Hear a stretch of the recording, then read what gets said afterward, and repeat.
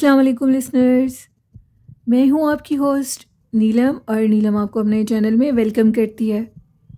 शुरू करते हैं आज की स्टोरीज़। अल्लाह का बाबरकत नाम लेकर जो इंतहाई आली रुतबा और बहुत जलीलुल कदर है।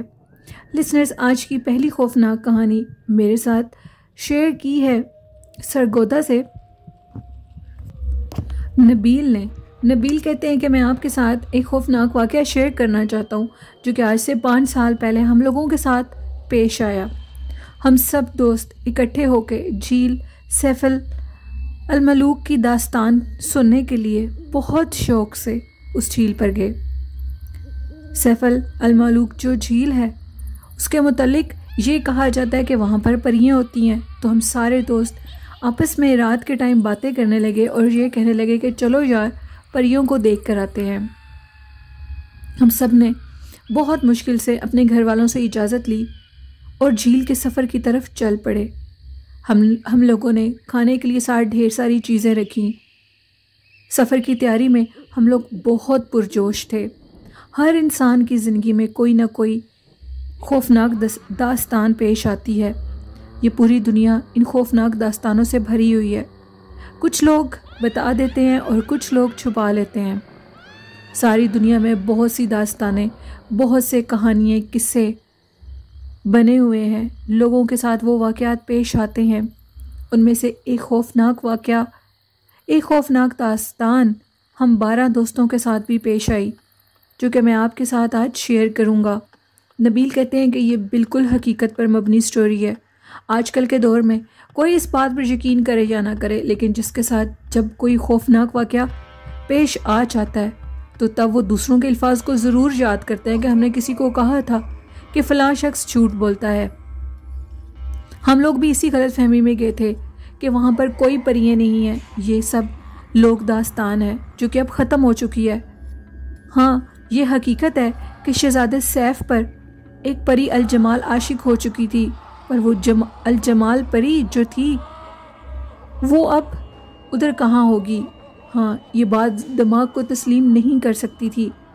खैर, हम लोग उधर चले गए। हम लोग उधर रुके, होटल में रुके। हम लोग बहुत एक्साइटेड थे कि हम लोग जल्दी से झील पर जाएं और झील पे जाकर सारे नज़ारे देखें।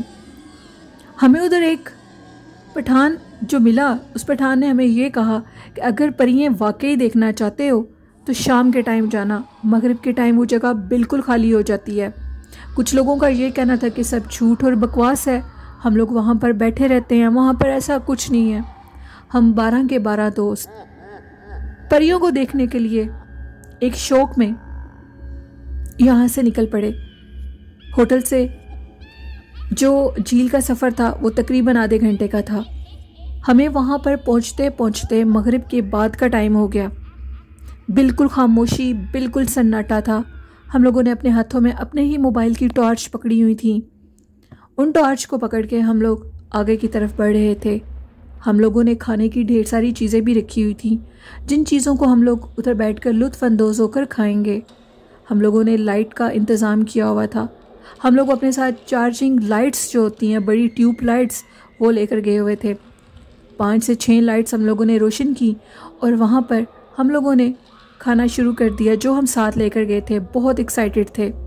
जो पठान शख्स था वो भी हमारे साथ था, उसको हमने पे किया था। हम लोग उधर 10 दिन के लिए गए थे और 10 डेज़ के लिए हमने उसको पैसे पे कर दिए थे। अब हम लोग जैसे उधर खाना खा रहे थे, खाना खाने के बाद हम लोग मौज मस्ती में लगे हुए थे, मजाक कर रहे थे और ये कह रहे थे कि देखो कोई परी नहीं है, परी आ जाओ, हमारी बात सुन लो अगर तुम हमें सुन रही हो तो। एक एक परी हमारे पास आए और हमसे शादी कर ले। ये बातें हम हंसी मजाक में कर रहे थे कि अचानक से एकदम हमें ये महसूस हुआ कि झील के अंदर जैसे कोई तूफ़ान बरपा हो चुका है। कोई बहुत बड़ा जानवर उस झील के पानी से बाहर निकलने की कोशिश कर रहा है। तो हम लोगों ने जैसे ही अपनी वो लाइट्स झील की तरफ की तो हमारे सामने का मंजर बिल्कुल बदल चुका था। वहाँ पर ढेर सारी ख़वातीन, औरतें जो कि बिल्कुल सफ़ेद लिबास में थीं, उनके जिस्म से गोल्डन रंग की लाइट निकल रही थी। वो परियां ढेर सारी थीं और वो इकट्ठी होकर बिल्कुल अब हमारे सिमत हवा में उड़ती हुई आ रही थीं। हमने उनको परियां ही समझा था क्योंकि वो इस कदर हसीन थी, इस कदर खूबसूरत थी, उनको देखकर हम लोग हैरान रह गए। और वो बड़ी तेज़ी से हमारी तरफ बढ़ रही थी। आप लोग यकीन नहीं करेंगे, हम लोग अपनी टॉर्च को, मेरे 3 दोस्तों के मोबाइल भी उधर रह गए, खाने का सामान, वो सब कुछ उधर छोड़ा और वहाँ से भाग निकले। पीछे से इस तरह शोर की आवाज़ें थीं जैसे बहुत बड़ा तूफ़ान आ गया हो, पहाड़ के पत्थर टूट टूट के नीचे गिरे हों। ये तूफ़ान हमने खुद महसूस किया क्योंकि हमने उन मखलूक़ात को बहुत ज़्यादा डिस्टर्ब करना शुरू कर दिया। वो इस तरह के हम ऊंची ऊंची आवाज़ में उनको ललकार रहे थे, उनका मजाक उड़ा रहे थे और ये कह रहे थे कि कोई परी नहीं है, सब झूठ है, अगर कोई परी है तो सारी परियां आएँ और हमसे शादी कर लें। ये खौफनाक वाक़या जो कि हम लोगों के साथ पेश आया, इसका मैं चश्मदीद गवाह हूँ। आज से 5 साल पहले की ये बात है। 2017 में ये वाक़या हमारे साथ पेश आया और इस खौफनाक वाक़े को हम लोग भूल नहीं सकते। नेक्स्ट डे हम लोग उधर गए तो हम लोगों के मोबाइल तो उधर से गायब थे, लाइट्स उधर ही पड़ी हुई थी। 2 लाइट्स भी चोरी कर ली थी किसी ने और 3 लाइट्स लेकर हम लोग वापस घर आ गए। दोस्तों के मोबाइल चोरी हो गए और उस पठान को जो पैसे दिए वो भी वेस्ट गए। मैं आप लोगों को ये कहना चाहता हूँ कि झील सैफल के मुतालिक जो भी इंफॉर्मेशन है वो बिल्कुल हकीकत है। ये कोई लोक दास्तान नहीं है, ये एक हकीकत पर मबनी कहानी है और हमने अपनी आंखों से उन चीज़ों को देखा जो कि उधर मौजूद थी। उनको हम कभी भी इग्नोर नहीं कर सकते। ऐसी चीज़ों का मत मजाक उड़ाएं कि आपके लिए वो चीज़ें तकलीफ़देह बन जाएं। ये एक स्टोरी थी नबील की जो उन्होंने सरगोदा से शेयर की। बढ़ते हैं आज की दूसरी खौफनाक कहानी की तरफ। ये कहानी मेरे साथ शेख जो कि मेरे एक लिसनर हैं उन्होंने शेयर किया। उनका नेम मुझे ऑन एयर याद नहीं आ रहा। इरफान शेख ने स्टोरी शेयर की है।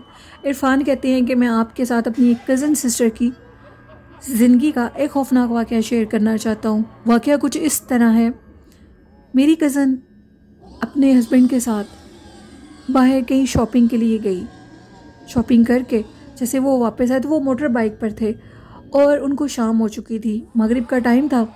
तो वो वहाँ से जैसे गुज़र रहे थे तो उनकी नज़र एक दरख्त पे पड़ी, यानी मेरी कज़न सिस्टर की।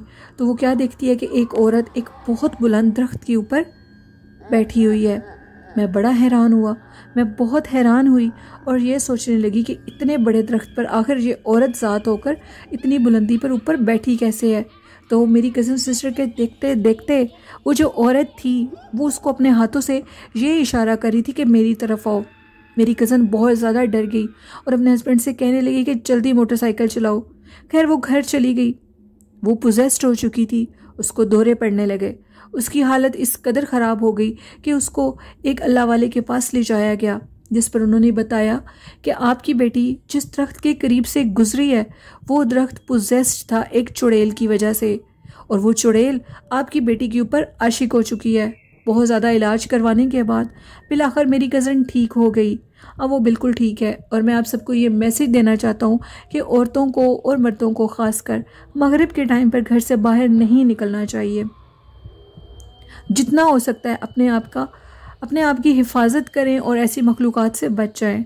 ये एक स्टोरी थी शेख इरफान की जो उन्होंने इंडिया से शेयर की। बहुत शुक्रिया इरफान। और इरफान कहते हैं कि मुझे आपके चैनल की स्टोरीज़ और आपकी वॉइस बहुत अच्छी लगती है। बहुत शुक्रिया इरफान। और वो अपने वालिदैन के लिए आप सबसे ये रिक्वेस्ट करते हैं कि उनके वालिदैन को दुआओं में याद रखिएगा। तो अल्लाह पाक इरफान आपके वालिदैन की लंबी उम्र करे और उनको सेहत तंदुरुस्ती अता करे, आमीन। बढ़ते हैं आज की तीसरी खौफनाक कहानी की तरफ।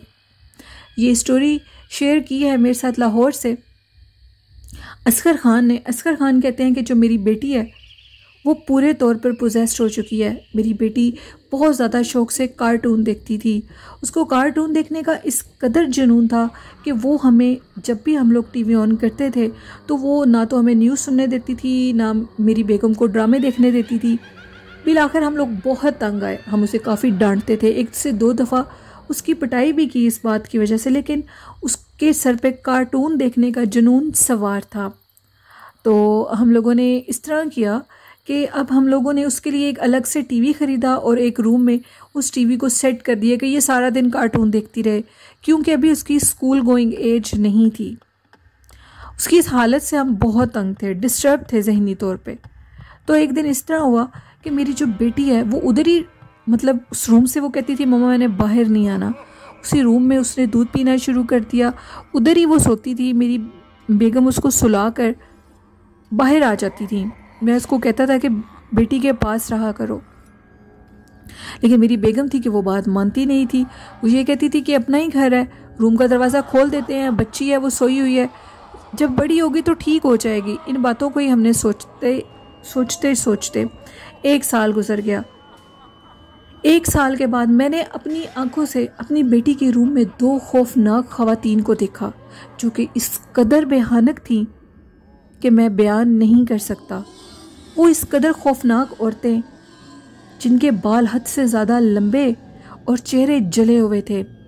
मेरी बेटी बैठी कार्टून देख रही थी। अल्लाह का कोई मुजज़ा होना था। मैं मस्जिद से नमाज़ पढ़ के इशा की कुरान पाक की तलावत कर रहा है टीवी लॉन्च में बैठे, तो अचानक से मुझे टीवी की आवाज़ ऊंची लगी और मैंने अपनी बेटी से ये कहने के लिए उठा के बेटा टीवी की आवाज़ आहिस्ता करो।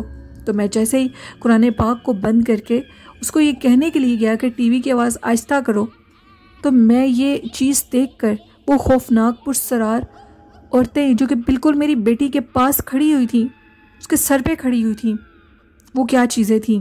मैं जल्दी से अंदर गया। आखिर मैं एक बाप था, मैं उन औरतों से डरा नहीं था। मैं जल्दी से अंदर गया। आयतल कुर्सी बुलंद आवाज़ में पढ़ते तो मेरे अंदर कदम रखते ही वो औरतें गायब हो गई। मैंने अपनी बेटी को उठाया, उसको एक मौलवी साहब के पास लेकर गया, दम वगैरह करवाया। मौलवी साहब ने मुझे ये हदायत की कि उस रूम को बंद कर दो परमानेंट, तुम्हारे घर के उस रूम में जिन्नात का बसेरा है और वो जिन्नात तुम्हारी बेटी को नुकसान दे देंगे। वहाँ पर ख़वातीन जिन्नी मखलूक़ात का बसेरा है, इसीलिए तुम्हारी बेटी उस रूम से निकल नहीं सकती। उन्होंने उसको पोजेस्ट कर लिया है। बहुत इलाज करवाने के बाद बिलाखिर बेटी ठीक हो गई। हमने उस घर को छोड़ दिया, रेंट आउट करवा दिया और जिनको रेंट पर दिया और उनको भी ये कहा कि इस रूम को आपने बिल्कुल नहीं खोलना, क्योंकि हमने उस रूम को मुकम्मल तौर पे बंद कर दिया था, लॉक लगाकर अपना ही ताला लगाया था और उसकी कीज सिर्फ मेरे पास थी और आज तक वो रूम बंद है। ये एक स्टोरी थी असगर की जिन्होंने लाहौर से शेयर की। बहुत शुक्रिया असगर। तो लिसनर्स, ये थी आज की खौफनाक कहानियाँ। आप लोगों को मेरे चैनल की स्टोरीज़ कैसी लगती हैं, अपना फ़ीडबैक मुझे ज़रूर दिया करें और जैसे आप मेरे चैनल को सब्सक्राइब करें, लाइक करें और शेयर करें। इसी तरह चैनल को सपोर्ट करते रहें, आपकी सपोर्ट मुझे अच्छी लगती है। और आज का अच्छा मैसेज है कि सफाई निफ्स ईमान है। अपने आप को हमेशा साफ़ सुथरा रखें, अपने इर्द गिर्द के माहौल को भी साफ़ रखें, अपने घर को साफ़ रखें, अपने वालिदैन जैसी खूबसूरत नेमत की बहुत कदर करें और उनसे बहुत प्यार करें। आई होप इस पर आप ज़रूर अमल करते होंगे। अपनी होस्ट नीलम यासीन को इजाज़त दीजिए, दुआओं में याद रखिएगा। अल्लाह हाफिज़।